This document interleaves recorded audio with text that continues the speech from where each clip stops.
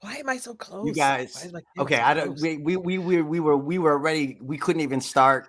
We couldn't No. even start with like an intro or like a even a Mm-mm. pre. We just started going. So we just started recording because, guys, I want to introduce my friend and fellow Chicagoan turned Californian, Corbette Pasko. And you Hello. may recognize her from her brilliant Gen X comedy on TikTok and Instagram and all the other. I mean, you're like my Jon Stewart Oh God. for real. Oh, my dream. Thank you. That man. You Like no, you when are. You know, because I was saying before when we were talking, like you're so quick. You're thank you. so quick, It and it's I I take meds admire for it that. so much. I'm like trying to keep up with you.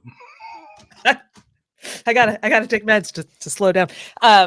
It comes in handy for content creation, because you look at the news and you're like, if I don't make a joke about this, I'm fucked. I'm going to start crying. And then sometimes you can't even make the joke, right? Because it's just there. It's just sitting there. And you're like,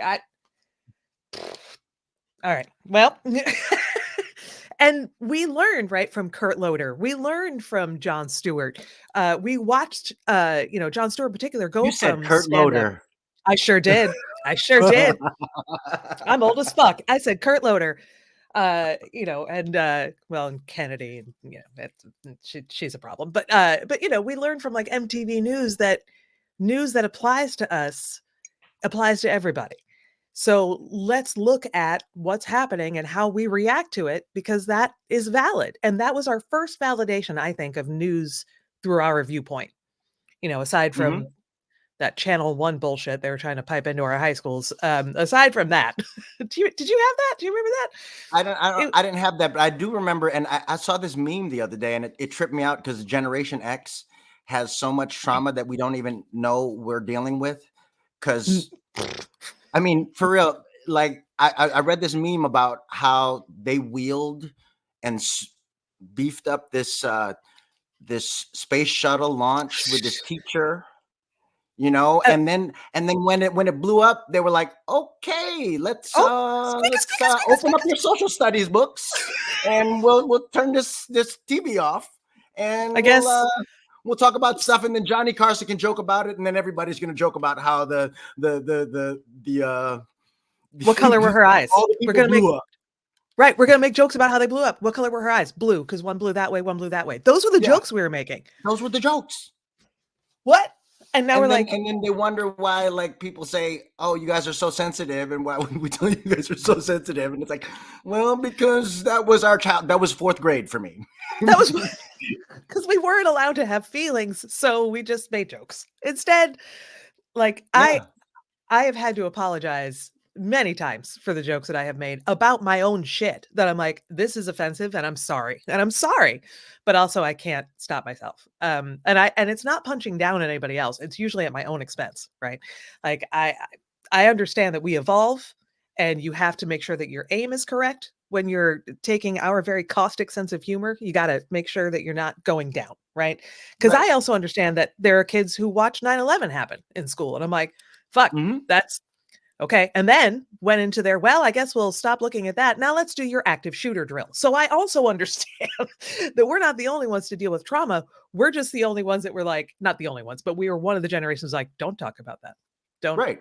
But don't then talk you about also that. have the kids, the opposite of that is you have the kids whose only example of a president is Barack Obama, and you're like, Right. y'all, that I, only comes around. That's like Michael Jordan. I mean, right. that's not something that happens all the time.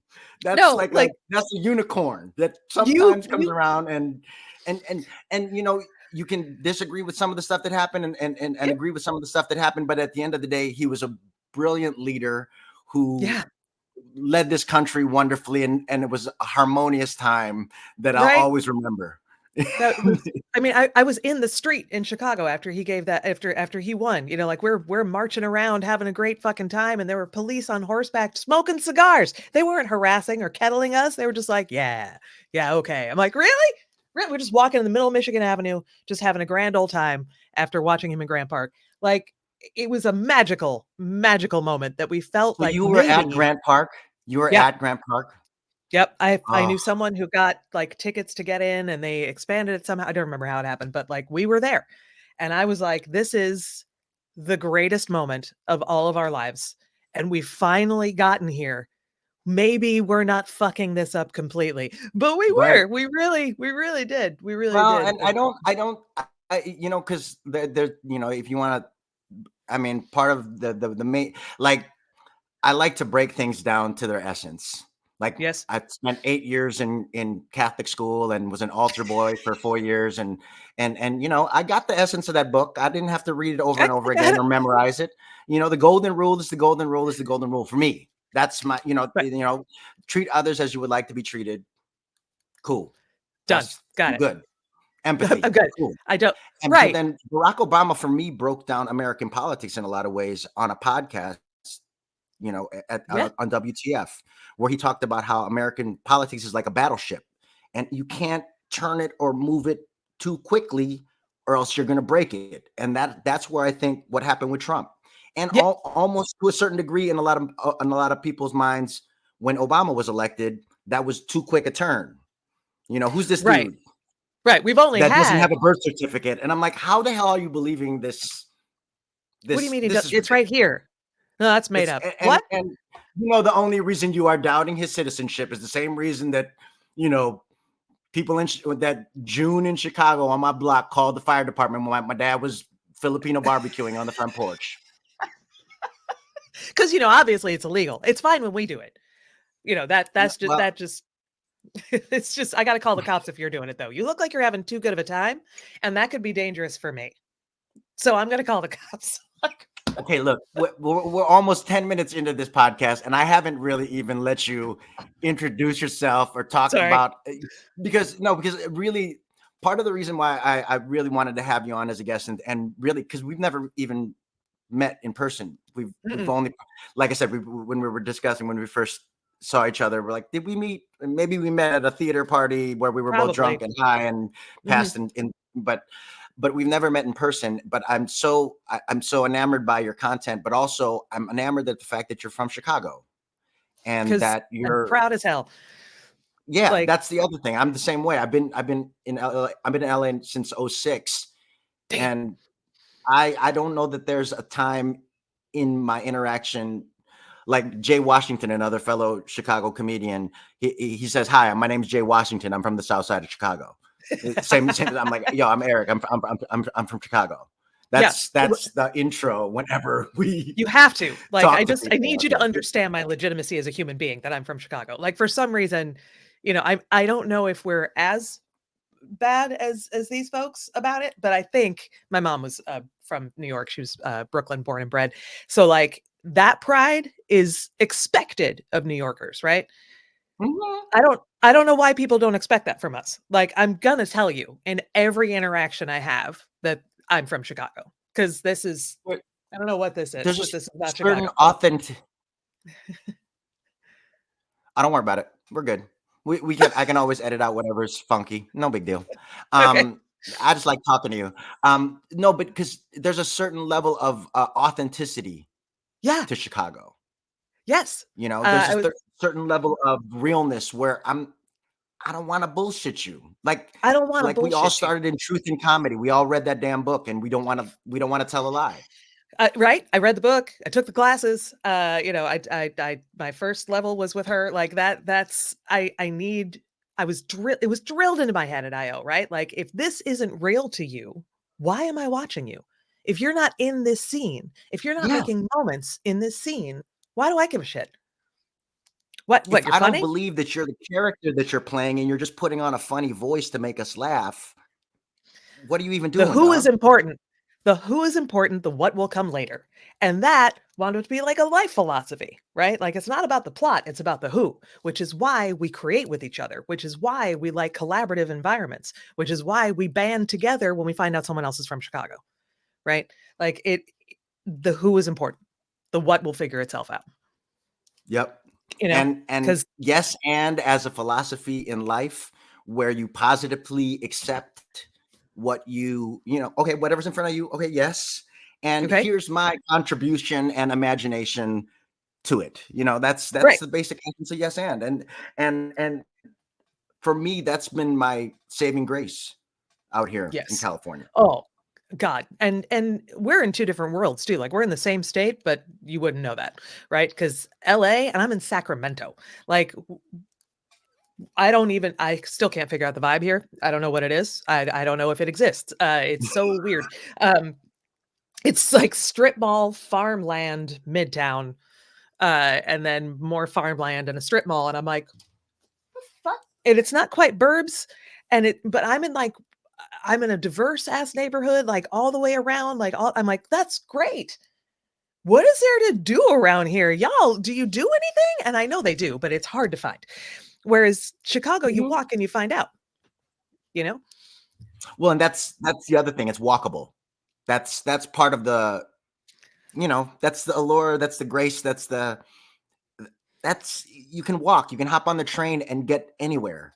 It's the same thing with New York, and that's part of the independence, the freedom, and also the The confidence agency. that you can build. Like you go to any part. Like for me, even as a kid, I would ride my bike all over, all the way down to Lakeshore Drive, up and down through through to the museum and all Soldier Field, the whole thing. I loved it. It was exploring that city is so accessible.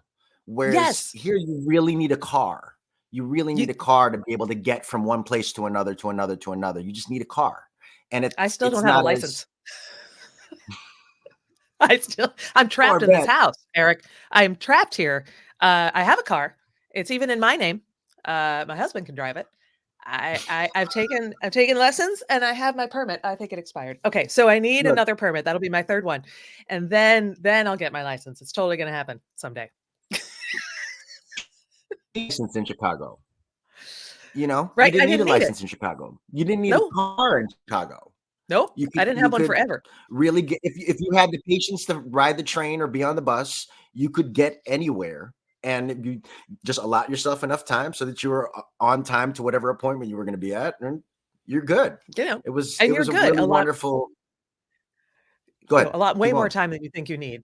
And then, before Uber and Lyft, so I would call, I had the cab numbers memorized. I would because taxi cab was the phone number, so Yeah, I could do that.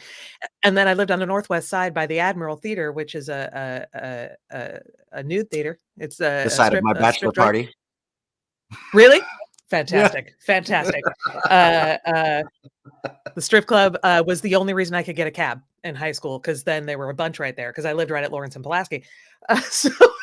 And then when I lived near Cabrini, I would call 3 cab companies to see who would actually come to get me, to go to work because wow. it was like a Mm, $5 cab ride to go to work, but it was like a million buses and trains. So I was like, "I'll just get a $5 cab to go wait tables at yeah, Spiaggia," but I had to call all of them, and only one maybe would come get me.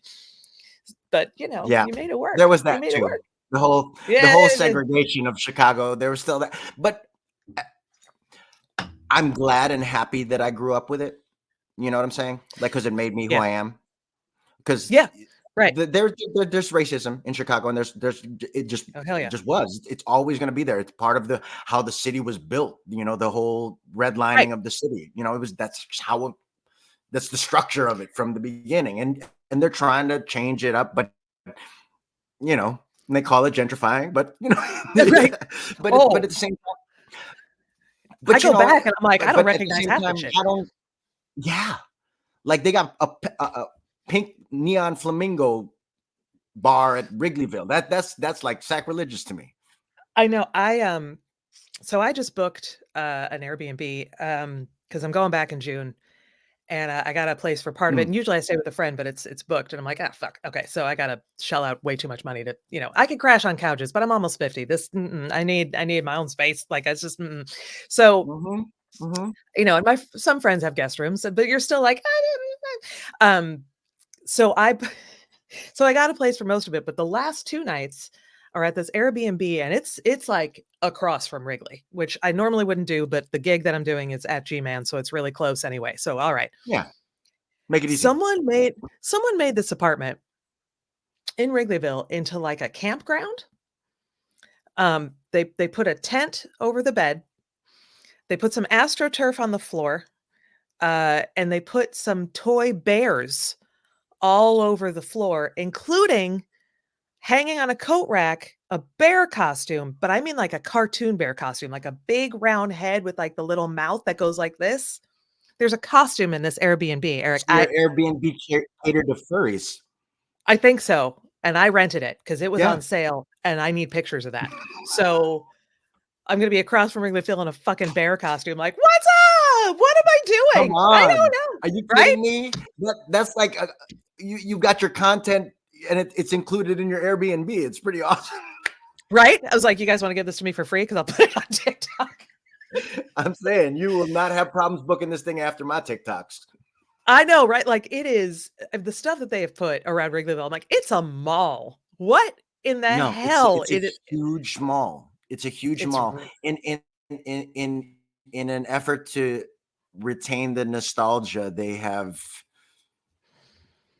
put a lot of neon lights up, and it's fine. It's fine, you know. I'm a family that loves Trump. Exactly. So I mean, it looks like they had a Trump fundraiser at Wrigley, and we can talk about that too because I grew up a Cubs fan.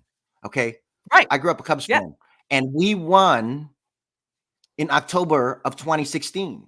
We waited 100 years for that bitch. We waited 100 years for that bitch, and then 2 weeks later, that orange bitch was elected.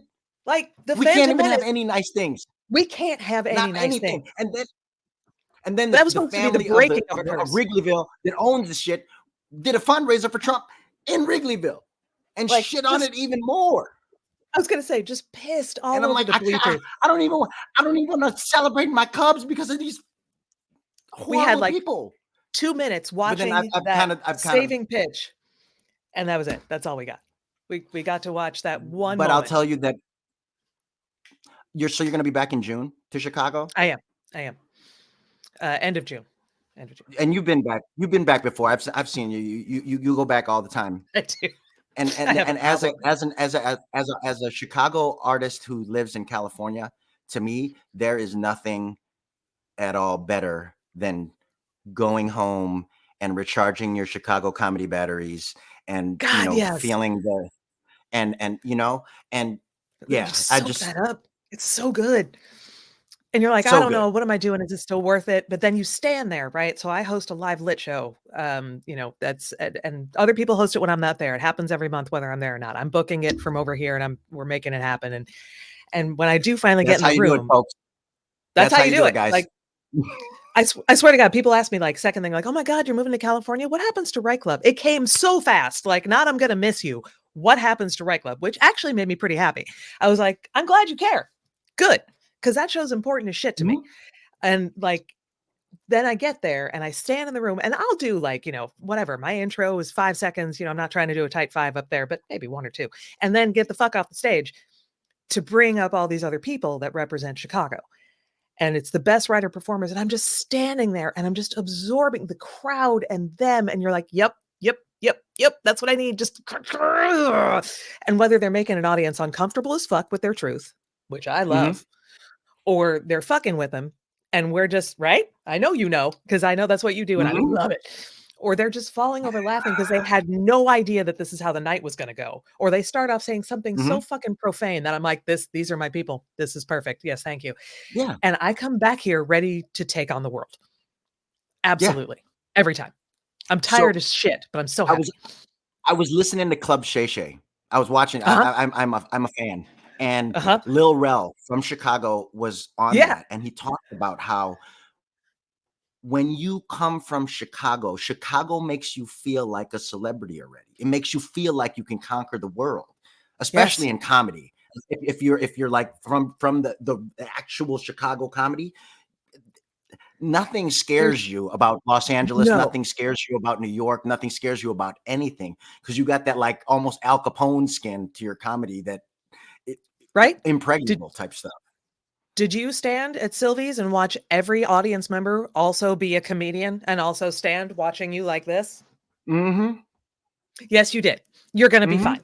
then everywhere else you go is going to be fine. Or some random rickety gig that someone threw together for some kind of fundraiser, and there's 4 people and 2 of them are heckling you because they're drunk. But then, but after that, you went and toured JBTV Studios and smoked weed at JBTV. Mhm. Greatest Chicago night, one of my greatest Chicago nights, in one of my worst stand-up sets ever. And I'm like, what just happened? Like, only my second, too. It was like only my second time. And I was like, that was horrible. And yet, this is the greatest night ever. I mean, I'm at a point now where there's some stories, and especially with all the stuff coming out with Diddy and Usher and all these people, like, because I did Light It Up. I don't know if you remember that movie Light It Up that was filmed in Yes. Chicago in the late Yes. 90s. Yes. It was produced by Babyface's wife, Pebbles. So I got to meet Pebbles, who I was already had a crush on, and she was the executive producer. And I was in that movie, right? And I got to be in with Rosario Dawson and Usher, and my first scene was with Forrest Whitaker. And this is all in Chicago. I'm like, this shit is easy. Are you kidding me? This is my first gig. Are you kidding me? I'm in Forrest Whitaker. And at the after party,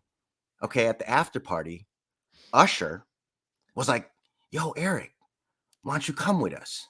And he had 2 young girls with him. And I had an audition earlier in the morning the next day.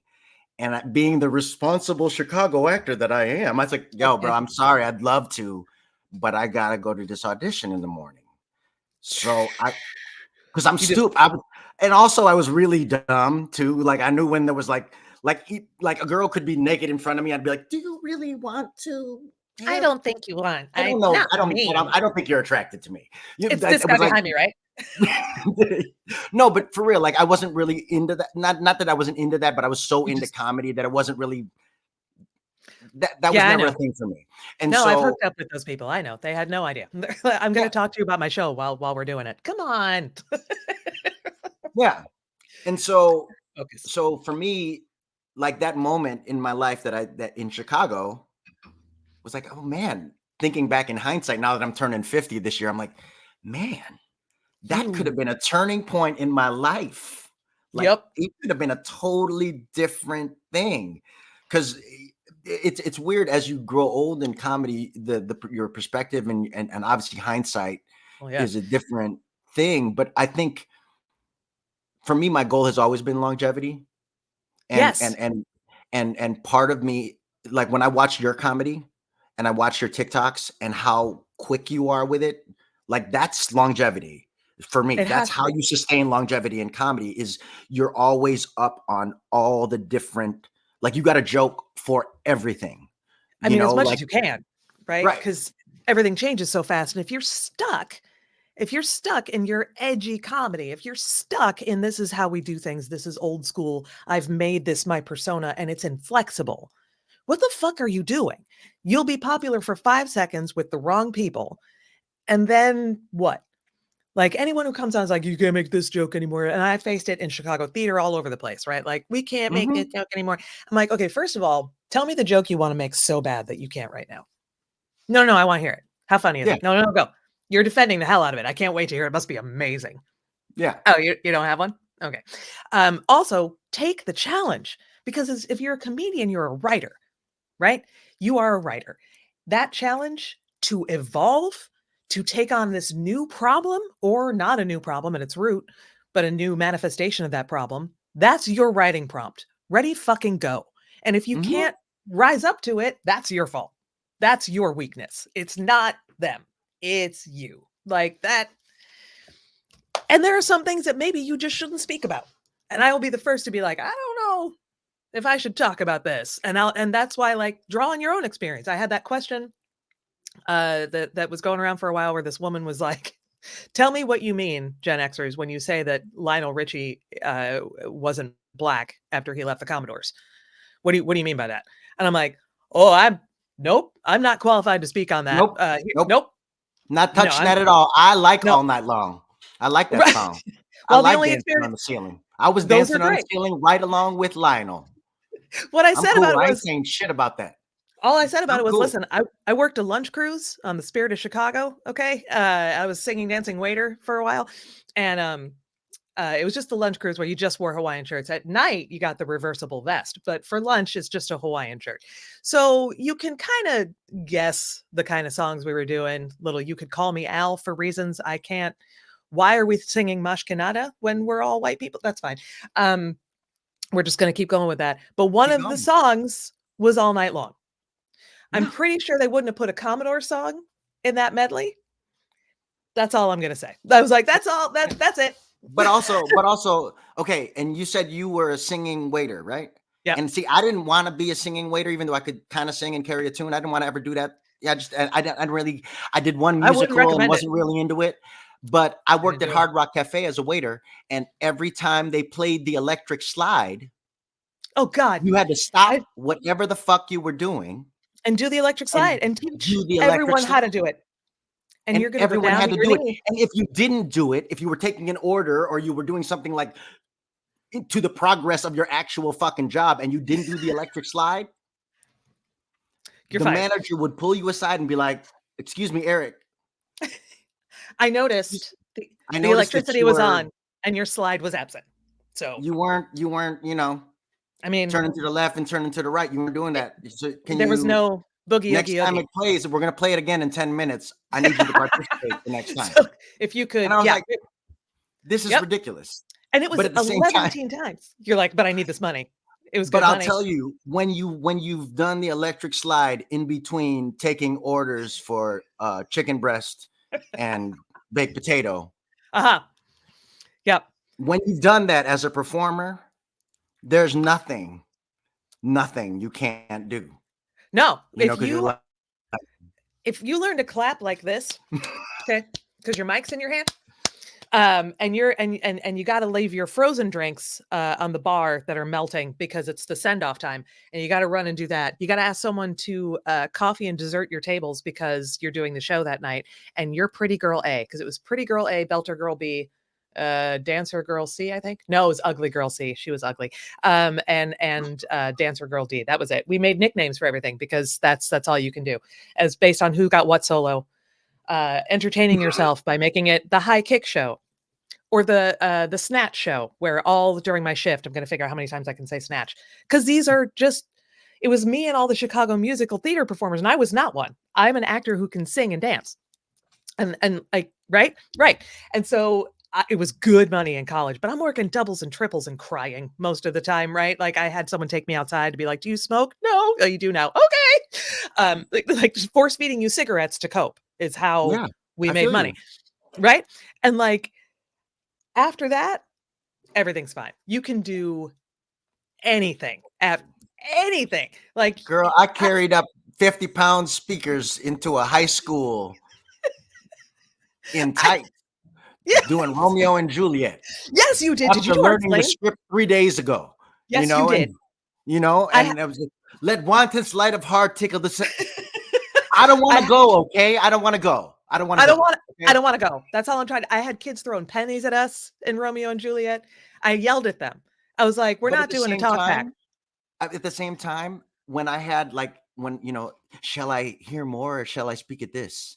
And then I had a little kid from the high school scream, "Hey man, speak at this. She like you, dog. She like you." And I was like, I got him.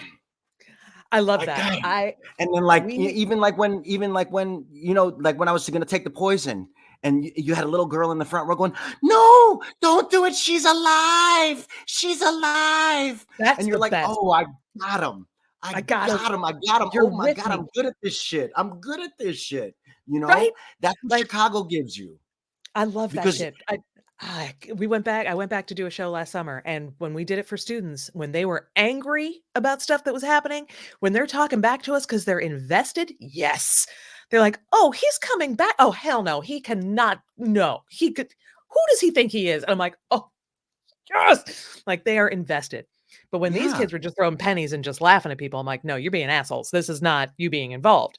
This is you refusing to be involved. So we're going to have a conversation."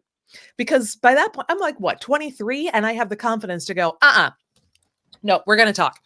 Right? Mm-hmm. Like, because your first gig is with A-list celebrities inviting you out to parties. My first gig was, I'm still in high school. I got pulled out of class to do Screen by Teens, which was at the end of At the Movies. So I'm reviewing movies that I didn't pay to see at an Ed DeBevick's before it opens.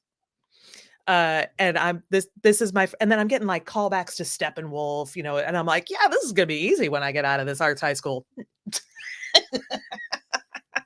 is gonna be no problem. You need that. I think every artist, young artist especially, that's come up in Chicago that has had that like burst of success initially. Yeah.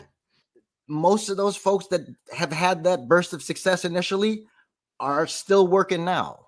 So, because someone believed in them. Yeah, early on, and now they believe in themselves, like we do. Yay! Right or wrong?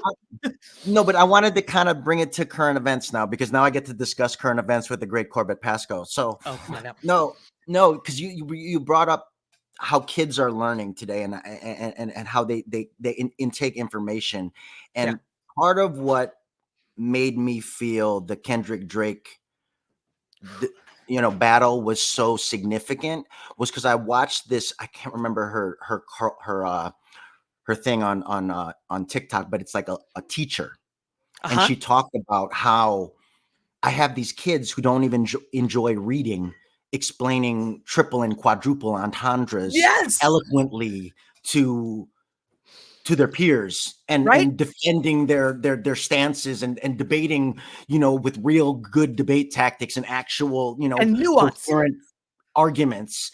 And I gotta say, I'll be 100 with you. I watched that, and as a former Chicago arts teacher and all the other things that we had to do to survive in Chicago, I kind of choked up. I kind of teared up, because I'm like, it's like the culture taking back the authenticity, and taking back from this manufactured, almost, this colonizer. Culture versus commerce, right? I mean, kind of. It said it was culture versus commerce. Yeah. Kendrick said, "I'm what the culture's feeling," and you went, "Oh." But it's true. When he said that, I felt that in my ribs. I felt that line in my ribs. Right? I'm like, that is also, now these kids can say, well, I follow a Pulitzer Prize winning lyricist. Right? Like, there is you cannot convince me that art does not change lives. Right? Because even this, first of all, what other genre has this kind of has that kind of beef? None. Very few. Like, you talk about millennials and Gen Y and Gen Alpha, whatever. You can thank Gen X for hip hop. Excuse me. I just want to interject that right now. You're welcome, y'all. You're welcome. As though my white ass had anything to do with that. As a North Side Jew, you're welcome. Listen, as a Northwest Side Filipino who wanted to smoke weed until I could actually get it, because Snoop Dogg told me to. Right. Because he told me to. He told me it was going to be awesome. I wanted to roll down the street and smoke endo and sip on gin and juice. Because you told me to. I wanted to be laid back. I'm good. I just wanted to know if my mind was on my non-existent money, and if my non-existent money would still be on my mind. And it was. No, but because I was in a payday. I want to share the story with you, because I was just back in Chicago, and I was filming my second special. Yeah. Yes, you were. And it was a trip, because I shared the first time that I ever smoked weed. You talked about how you're smoking cigarettes and stuff, and the first time I smoked weed, I was trying to date a girl in college who worked at the Gap. And, that's a special breed. I mean, especially in the 90s, you wanted a girl that worked at the Gap. Did she wear Heaven or Dream? Huh? Did she wear Heaven or Dream? I'm not. No. This was in the late 90s. Gap did not have a perfume line at this point. They just had preppy clothes. No. This was that was in the early aughts. Okay, old. You're right. No, you're right. You're right. So it was just the clothes. It was just the clothes, right? The jeans, the well-folded clothes. I worked at the Gap for a minute. I can fold the jean like nobody else. But I wanted to date this girl, and so she invited me to the Gap employee dinner as her date, and I was like, "Oh God, that was I'm there, girl. I'm there. I want to meet. Where did they hold that? I might get a job at the end of this dinner." Right? That's right. I'm going to impress everybody. But she's like, "Can you please do me a favor and pick up my friend Manny?" And I was like, oh, Manny? You mean and I thought like her boyfriend or, whatever. Yeah. I didn't know.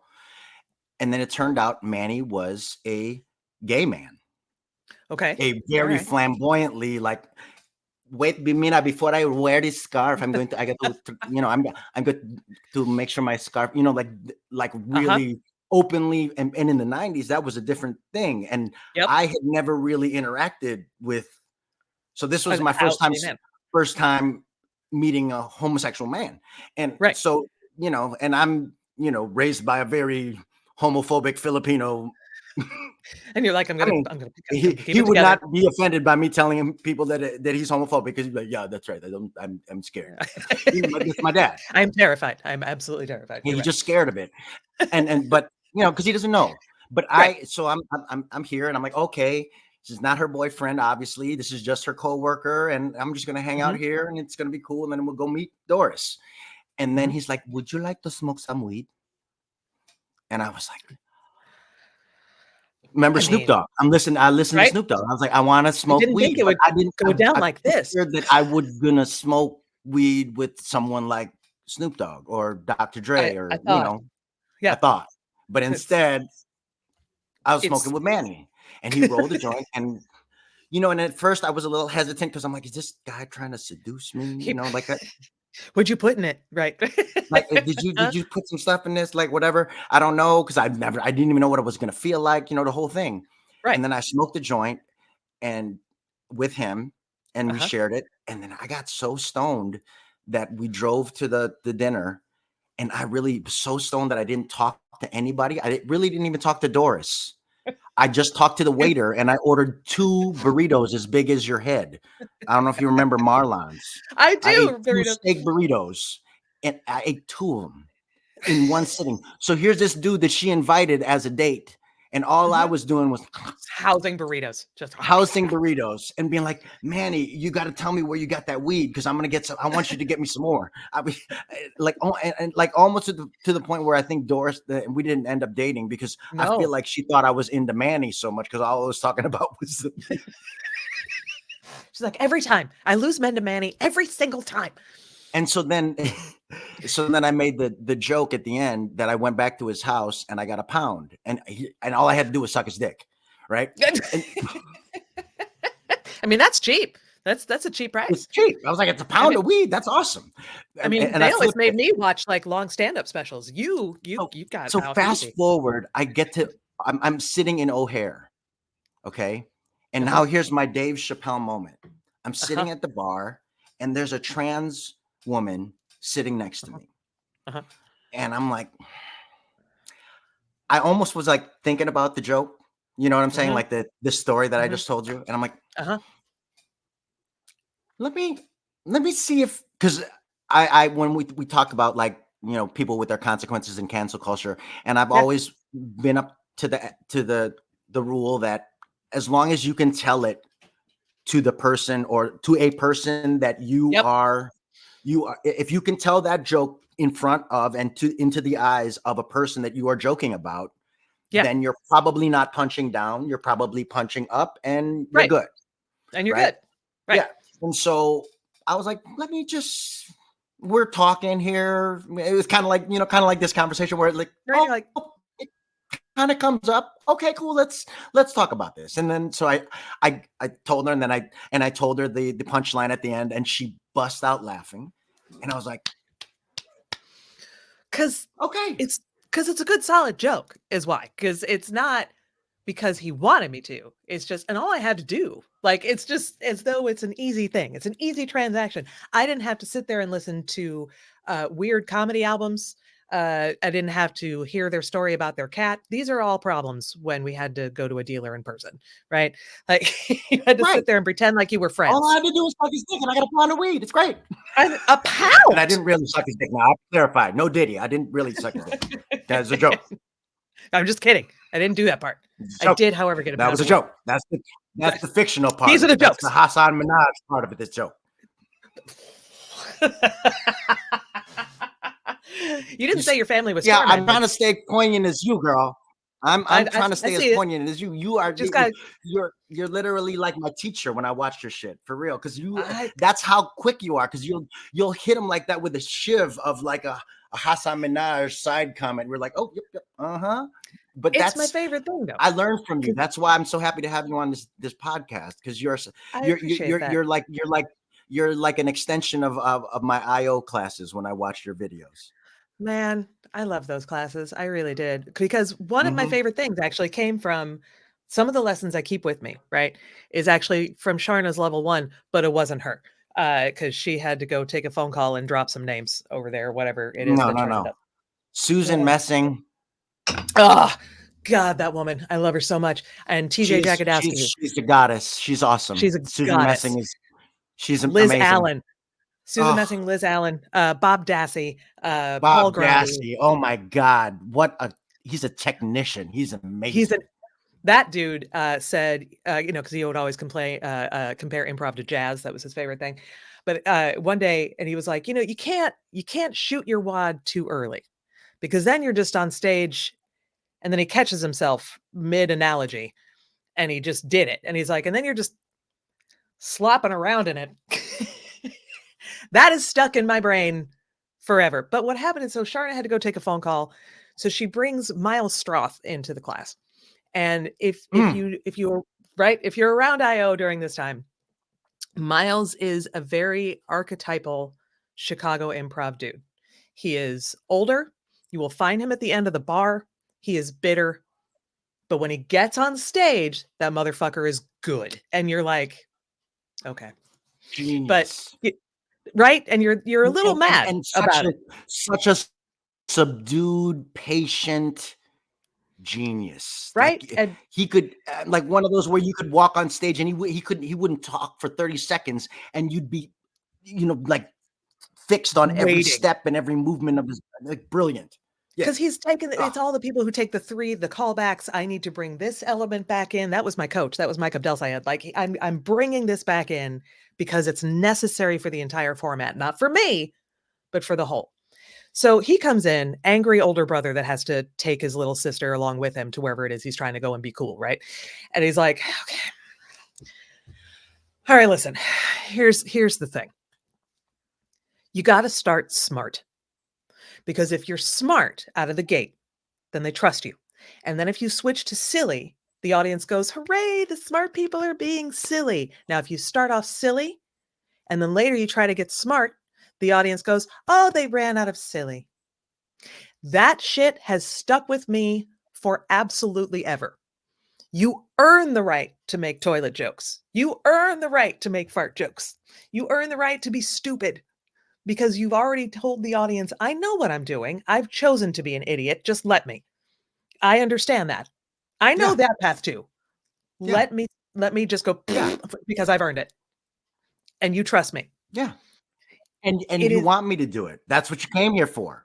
But you want to do it and you want to hear it the way that I guide you to it because right. I know what you got to make them laugh and then shift with truth and then you're up.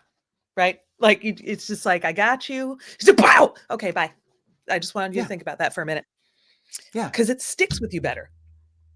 It just does. Like I just, spent my morning laughing at transphobes and telling them that they're idiots and then coming back and getting a refill on my coffee and sitting down with you. Because I'm not like I don't have to respond to everybody and I'm not going to respond to everybody. But every now and then someone comes in and says, you really just changed my mind about this, which we don't expect to do online. We're not going to change anybody's mind. You have to think that go in it. But someone's like, I understand this better. Great. Because we're all trying to understand this better. Like in real time, I'm looking up just trying to figure shit out. Or even just, I kind of get where you're coming from. I don't agree with you necessarily, but I understand. And that's all. Right? That's it. That's all. Yeah. That's all. I just need you to understand just a little bit. Like if I tell you about physical differences that do not only exist in trans and cis people, if we start having that conversation and I use the Michael Phelps example and you're like, oh, I'm like, right. Some people are born with different advantages, even if they're cisgendered. So what do you do then? Do you ban them? not every Filipino is this handsome, guys. It's just so you, if you've It is not a met a lot of disappointing Filipinos, truth. there's not It's a every disappointing Filipino is truth. this handsome. I mean, No. most of us are. Don't get me wrong. We're very No, most of good-looking you are, that's people, true, but not but everyone. But I'm it's like I'm like our Denzel. I understand. right? It's a heavy weight that you carry, and you carry it beautifully. That's really important, I think, So that everyone stupid. needs to know.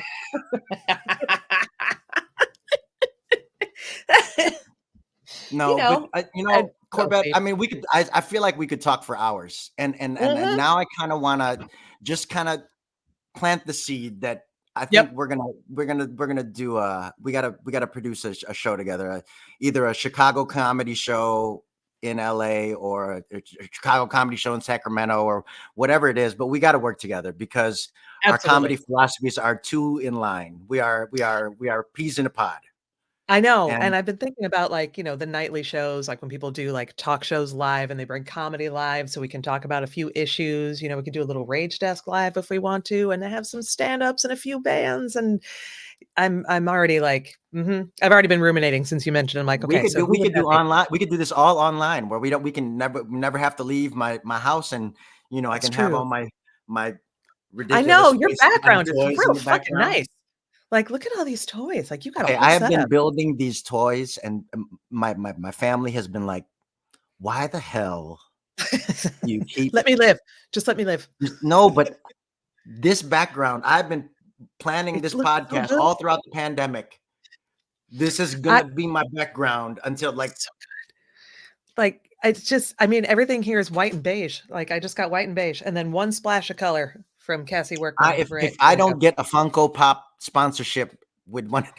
Like, you have to. Do you have your own Funko Pop yet? Have we all chipped in and gotten you an No, I'm not. Esteban? I don't want. I don't want. I You know refuse. what? I refuse. I refuse. It cheapens it because we bought it, right?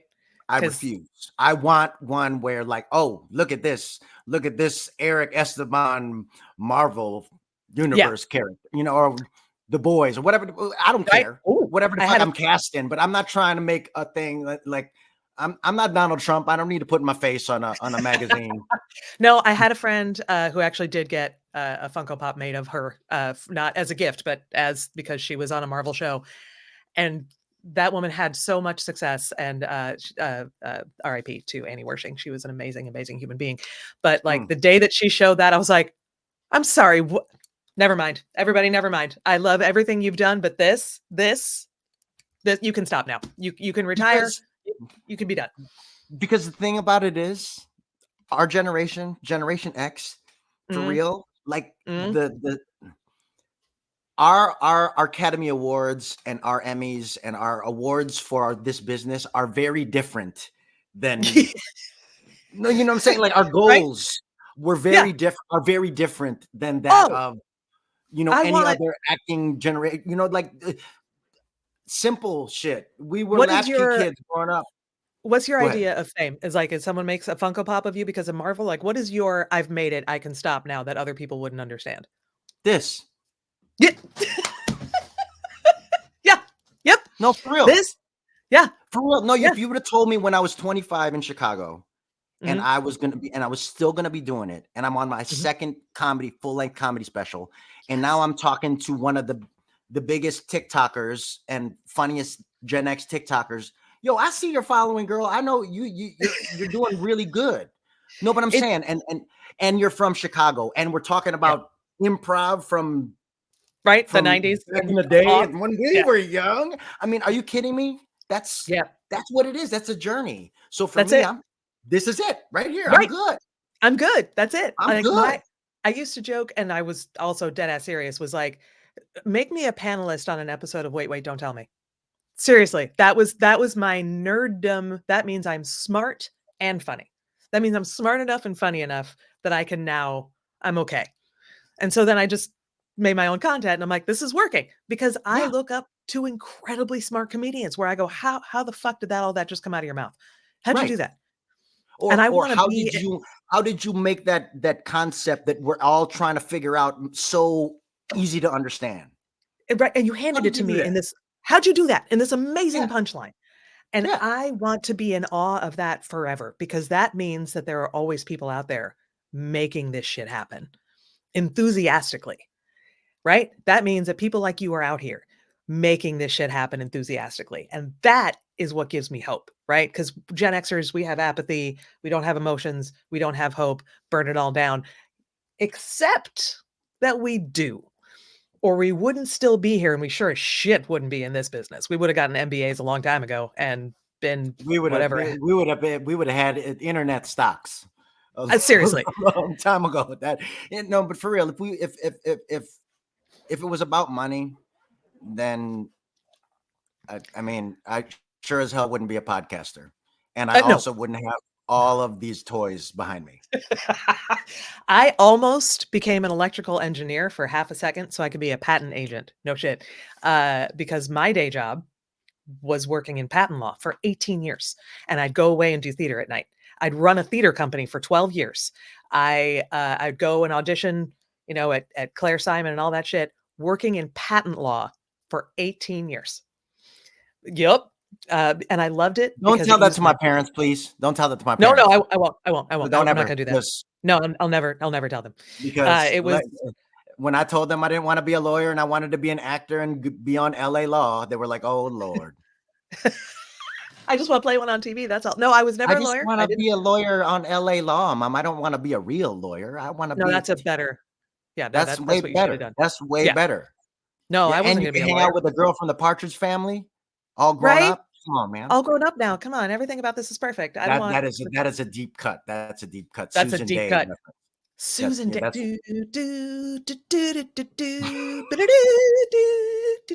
What happened to theme songs? Can I say this before Honestly, we kind of wrap it up? What happened to theme songs?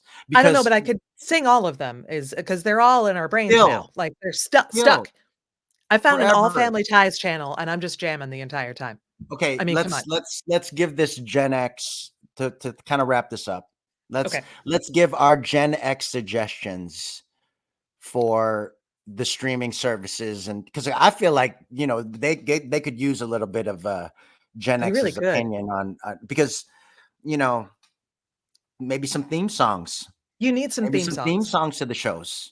Right? Get a good Vaseline lens. We have all these filters. What are you using them for? And you need a People good. won't skip intro if you have a here we are face to face.